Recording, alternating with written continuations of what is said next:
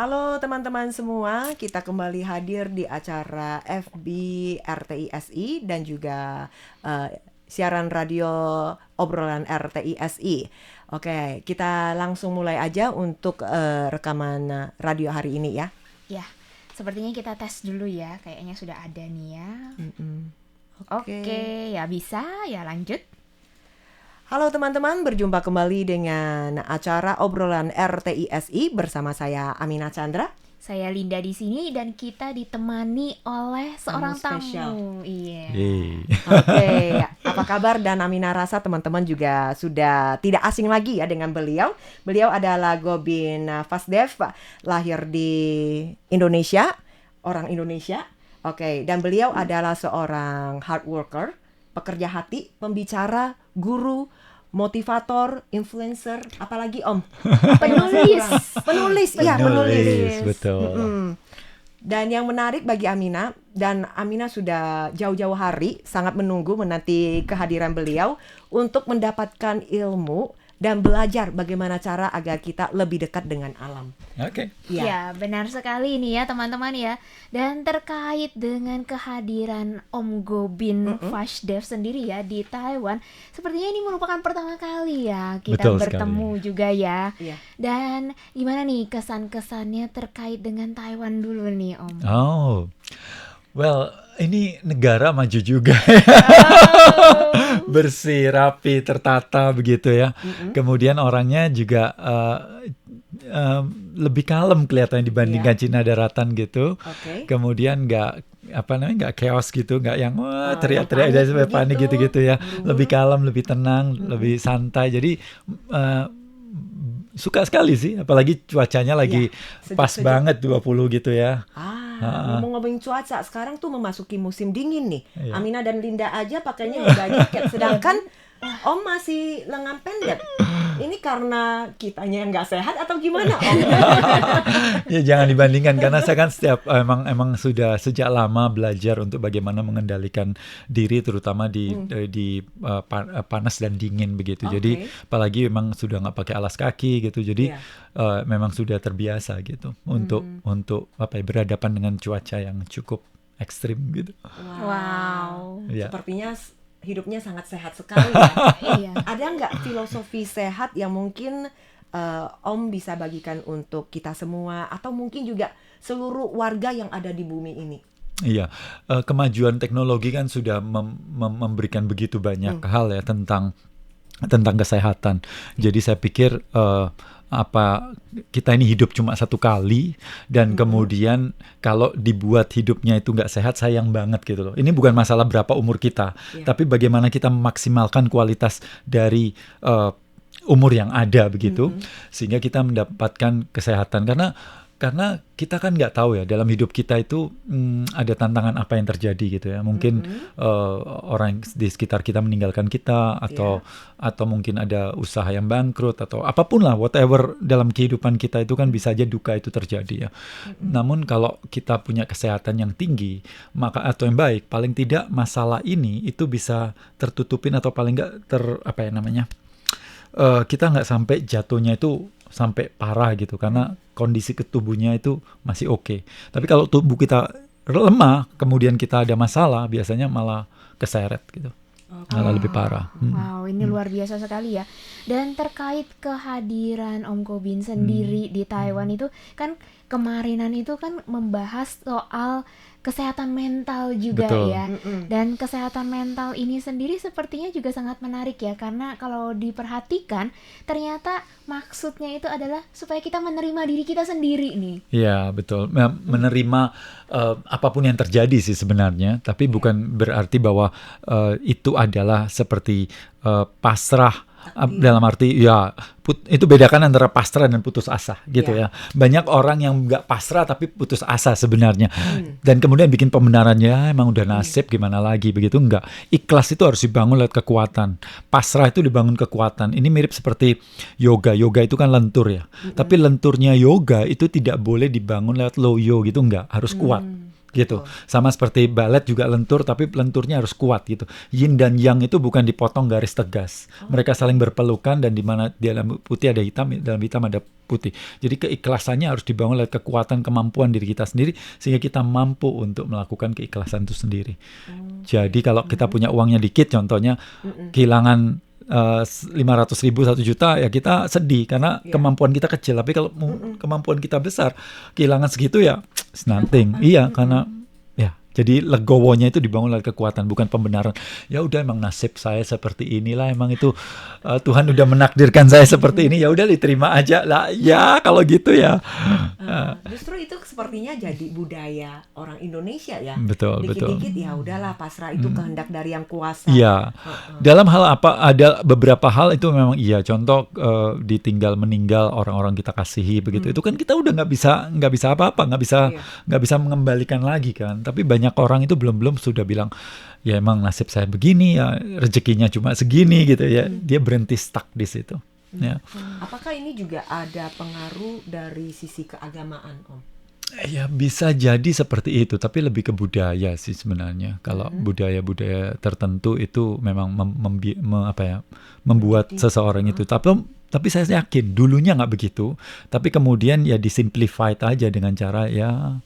Jadi nggak mau mikir, nggak mau berusaha. Kemudian ada orang-orang yang mengambil makna yang berbeda daripada makna aslinya begitu. Oh, wow. Ya. Ini menarik sekali ya. Tapi kita juga mau bahas soal kehidupannya Om Gobin sendiri nih, selain terkait dengan kedatangannya ke Taiwan ya. Nah, Om Gobin ini kan sudah berkomitmen ya, puluhan tahun kayaknya ya, terkait dengan keselarasan dengan alam. Dan kemudian memutuskan untuk hidup lebih sehat gitu ya, tidak makan daging gitu, atau hidupnya itu vegan ya. Nah, boleh cerita nggak sih kapan pertama kali memutuskan hal tersebut dan alasannya kalau boleh tahu? Iya, dari kecil sih sebenarnya pingin jadi vegetarian. Dulu nggak ada kata-kata vegan, itu baru-baru aja. Jadi orang dulu vegetarian gitu. Saya nggak makan telur, nggak makan tapi masih minum susu. Tapi waktu masih kecil itu alasannya itu karena pada saat itu ada kurban begitu, dan masih kecil itu saya melihat seekor kambing yang kemudian diletakkan kepalanya di selokan gitu, kemudian mau disembelih. Kemudian pada saat itu matanya itu melihat saya, dan seolah-olah menurut saya ya itu kan saya sendiri, pikiran saya sendiri yang minta bantuan kepada saya. Sementara saya adalah anak kecil SD yang nggak ngerti atau nggak tahu ini gimana, apa yang harus saya lakukan gitu. Ya kemudian saya melihat si kambing itu harus meninggal gitu. Kemudian di situ saya pingin, mama, saya bilang sama ibu saya, mami, saya nggak mau makan daging lagi gitu. Tapi ya namanya anak kecil ya, berapa hari kemudian dikasih daging gitu ya. Tapi kemudian setelah umur 19, waktu itu ada duka yang luar biasa. Itu saya melihat bapak saya meninggal, dan saya pertama kali melihat orang meninggal. Saya pertama kali menyentuh orang meninggal dan orang yang dikremasi. Pada saat itu saya shock berat karena orang yang ada di sekitar saya tiba-tiba hilang begitu saja, dan saya nggak bisa temuin lagi. Nah pada saat itu saya berpikir bahwa saya harus jadi orang baik. Nah ketika saya mau jadi orang baik, tentu saya berpikir lebih dalam. Baik itu bukan hanya untuk pada manusia, tapi juga pada hewan dan lingkungan seperti itu, makhluk hidup. Betul. Nah disitulah kemudian saya memutuskan untuk vegetarian. Maksud saya begini, saya terpisah itu kan rasanya kan berat banget ya. Terpisah itu berat banget kan. Saya ngomongin sampai mau nangis. Ini teringat kejadian itu. Orang yang dekat dengan kita kemudian hilang gitu. Terus ya saya pikir hewan-hewan itu juga punya ibu, punya bapak gitu ya. Rasanya nggak adil untuk menyenangkan lidah saya. Saya harus memisahkan antara induk dan anaknya. Rasanya nggak adil untuk menyenangkan tubuh saya harus membunuh gitu. Sehingga saya berpikir bahwa harusnya ada jalan lain begitu. Paling tidak saya nggak melakukan hal tersebut gitu. Itu alasan. Wow, jadi berarti dari umur 19 tahun berkomitmen ya. Wah ini luar biasa sekali ya Kak Amina ya. Dan kemudian terkait dengan gaya hidup ini, Mm-mm. akhirnya filosofi itu terus dipelajari dan bertemu dengan para guru, atau pertama-tama mempelajarinya dari buku-buku gitu nih Om Gobin? Jadi dari kecil itu emang suka bertanya dalam diri, karena saya itu kan keluarga India, Hindu, di mana teman-teman itu Muslim yang di pribumi gitu ya. Kemudian ada teman di sekolah itu Kristen dan Chinese. Jadi saya itu minoritas ras dan minoritas agama gitu. Nah, setiap kali saya waktu di teman-teman di sekolah gitu, si kelompok ini bilang agama ini jelek. Sampai di sini agama ini jelek. Lalu saya bilang, kenapa kok bisa begitu ya? Semua orang mengatakan rasku paling bagus, rasana yang kurang baik gitu. Dan selalu seperti itu. Kemudian saya pikir, saya selalu berdoa, ya Tuhan, kamu itu kenapa sih bikin kok macam-macam gitu? Mau bikin satu macam supaya nggak mereka berantem. Kenapa mereka selalu menjelekkan sini dan seterusnya? Jadi pertanyaan-pertanyaan sejenis itu, pertanyaan filosofis dalam hidup itu, dari kecil itu saya tanyakan terus. Tapi kan nggak nemu ya jawabannya hal tersebut ya, karena ketanya orang tua juga nggak bisa menjelaskan dengan baik gitu. Akhirnya setelah bapak saya meninggal dan saya berpikir bahwa saya harus jadi orang baik, saya harus jadi berguna dan sebagainya. Jadi saya mulai belajar dari buku, kemudian mulai lihat video-video atau ikut seminar-seminar dan sebagainya seperti itu. Itu awal-awalnya seperti itu. Tapi sekarang ya udah sukanya ya, kalau sekarang ditanya apa yang dilakukan, hampir setiap hari nonton podcast. Tapi podcast yang nambah inilah. Gitu. Jadi sebenarnya untuk mungkin ini kita boleh juga sebut sebagai satu ajaran ya, kebersamaan untuk dekat dengan alam. Om Gobin sendiri sudah apakah hanya tertuju kepada warga Indonesia saja atau juga pengen ke dunia lain? Iya. Saya juga kepingin hobi saya kan keliling dunia. Alangkah baiknya kalau seandainya saya keliling dunia juga sambil menghasilkan gitu ya.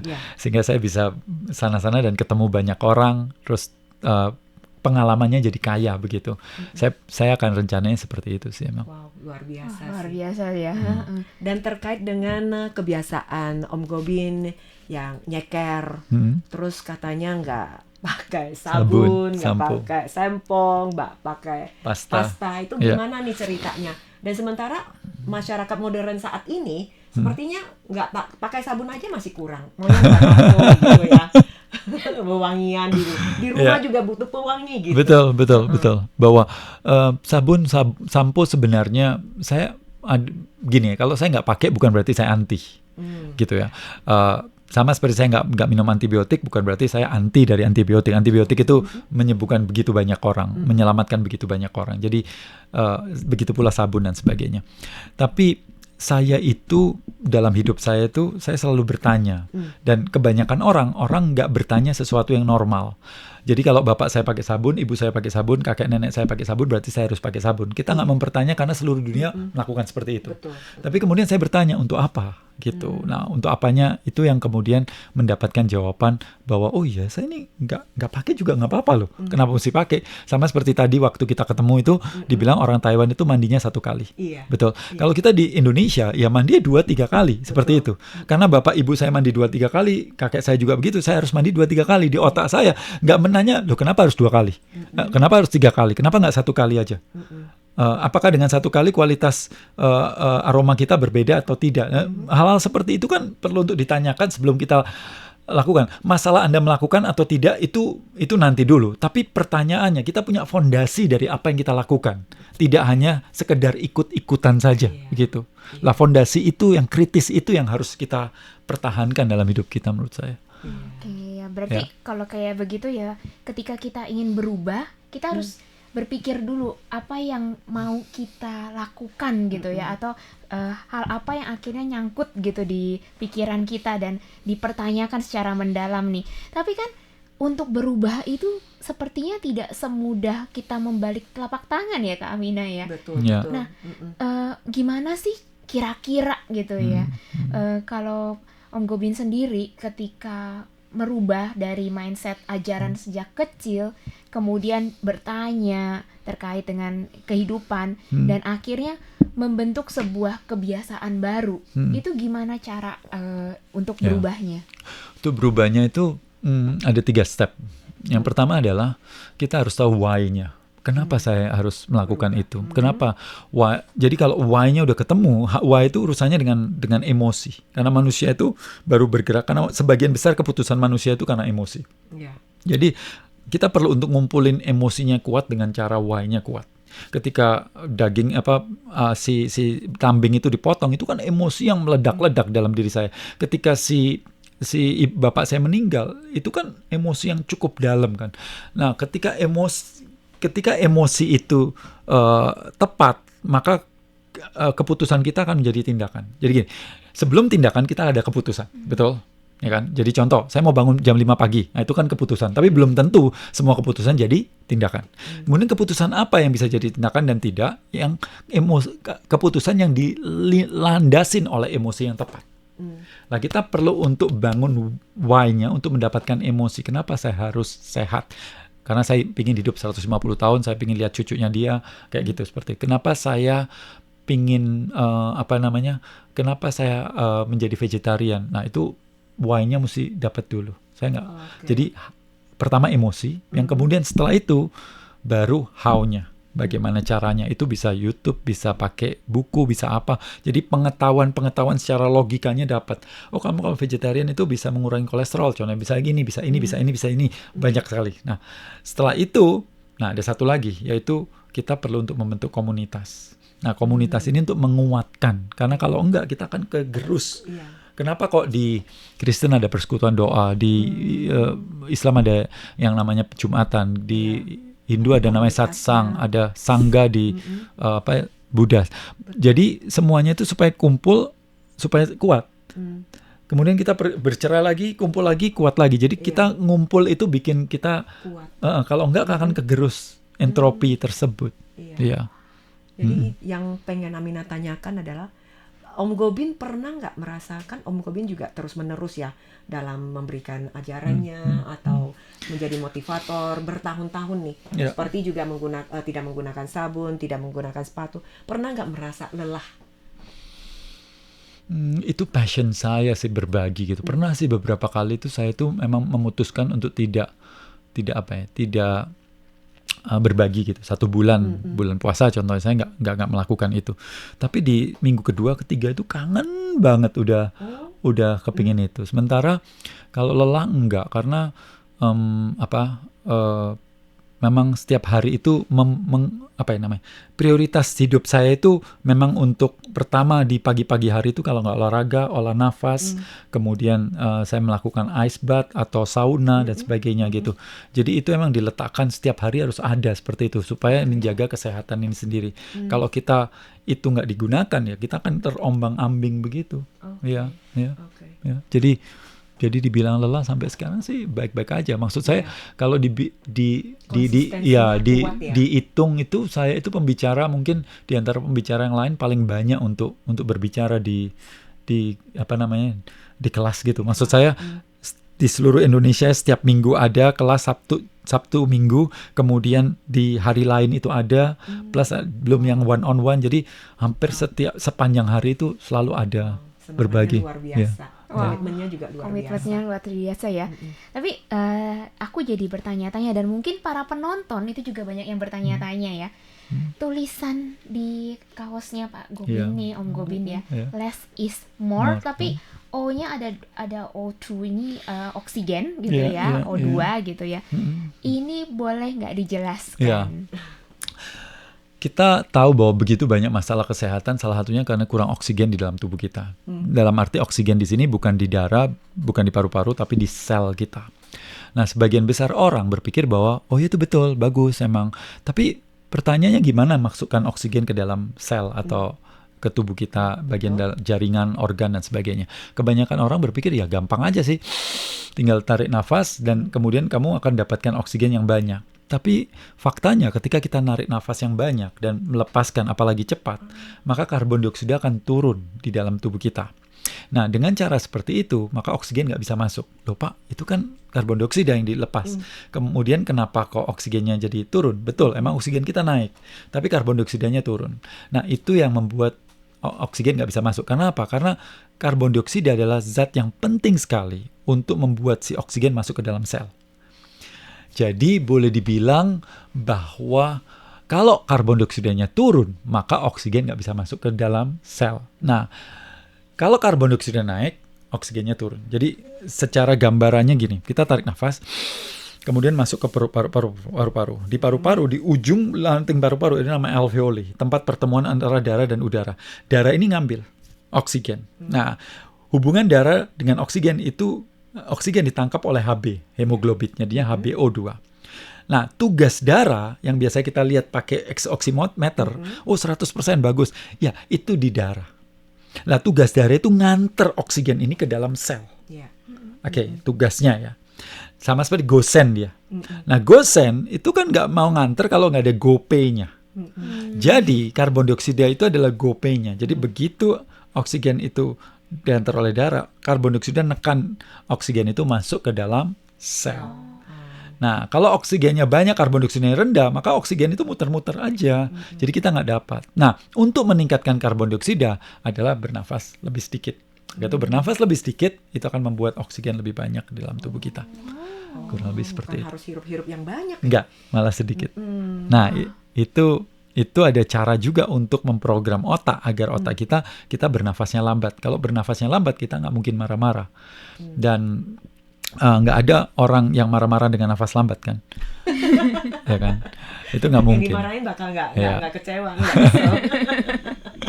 Maka itu kemudian ada yang mengatakan when you own your breath, nobody can steal your peace. Ketika kita mampu mengendalikan napas kita, maka kita tidak mungkin ada maka tidak mungkin ada satu orang yang bisa Enggak, nobody can steal your. Enggak ada seseorang yang bisa mencuri kedamaian di dalam diri kita. Oke. Ya.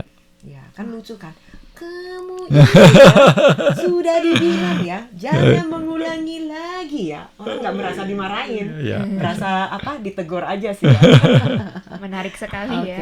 Ya, mungkin ini terakhir ya, pertanyaan terakhir. Ada pesan nggak dari Om Gobin untuk teman-teman pendengar atau generasi berikutnya tentang hidup sehat aja deh? Oke. Ya. Kita kalau mau hidup sehat kan kita udah tahu ya, makan yang oke, kemudian olahraga, olah nafas, kemudian nggak banyak orang sadarin bahwa bakteri di dalam usus kita itu membawa peran terhadap kebahagiaan kita. Serotonin diciptakan di sini lebih banyak, 95% diciptakan di usus kita. So kita perlu untuk merawat bakteri di usus kita dengan makanan-makanan yang cukup baik seperti probiotik, prebiotik dan sebagainya, seperti itu.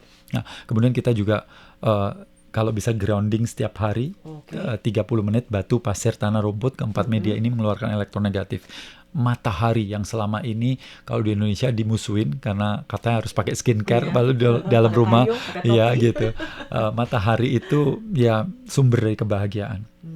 Kalau di winter gini begitu banyak orang yang lebih banyak yang bunuh diri karena hal tersebut dan banyak hal. Nah, kita udah tahu itu semua. Nah, pertanyaannya mau melakukan atau tidak. Nah, untuk melakukan itu kita perlu satu hal, yaitu disiplin.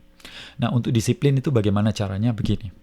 Saya akan minta semua yang mendengar ini untuk menghapus sebuah narasi di dalam kepala kita yang ditanamkan, kelihatannya bagus, sebuah pantun. Pantun itu mengatakan berakit-rakit ke hulu, berenang-renang ke tepian. Itu sakit-sakit dahulu, bersenang-senang kemudian. Itu tolong dihapus, karena bersenang-senang kemudian itu nggak ada di kehidupan kita. Di dunia ini kita punya dua kesakitan. Punya dua sakit. Dan sakit ini harus kita pilih, mana yang kita mau. Satu sakit karena disiplin, yang kedua adalah sakit karena menyesal. Ya. Setiap disiplin itu nggak gampang, disiplin itu mahal, ya kan? Setiap hari saya mandi es, kemudian saya sauna atau olahraga, olah nafas, setiap hari melakukan hal tersebut, jalan tuh 10.000 langkah, itu disiplin semua. Saya tahu itu mahal, itu sesuatu yang pengorbanannya nggak murah, ya kan? No pain, no gain. Tapi semahal-mahalnya disiplin itu jauh lebih murah daripada menyesal suatu hari. Betul. So selalu ingat bahwa harga disiplin itu mahal tapi jauh lebih murah. Wow, harus dan konsisten ya. Kita punya dua, sakit disiplin atau sakit menyesal. Wow, senang sekali kita dapat ilmu banyak nih ya. Terima kasih atas kesediaan Om Gobin untuk hadir bersama kita di acara RTI SI. Oke, teman-teman, demikianlah untuk jumpa dan bincang-bincang. Kita dapat ilmu yang banyak. Sekali lagi banyak-banyak terima kasih atas kesempatan hadir bersama kami di hari ini, dan kita mohon pamit dulu. Sampai jumpa. Dadah. Dadah.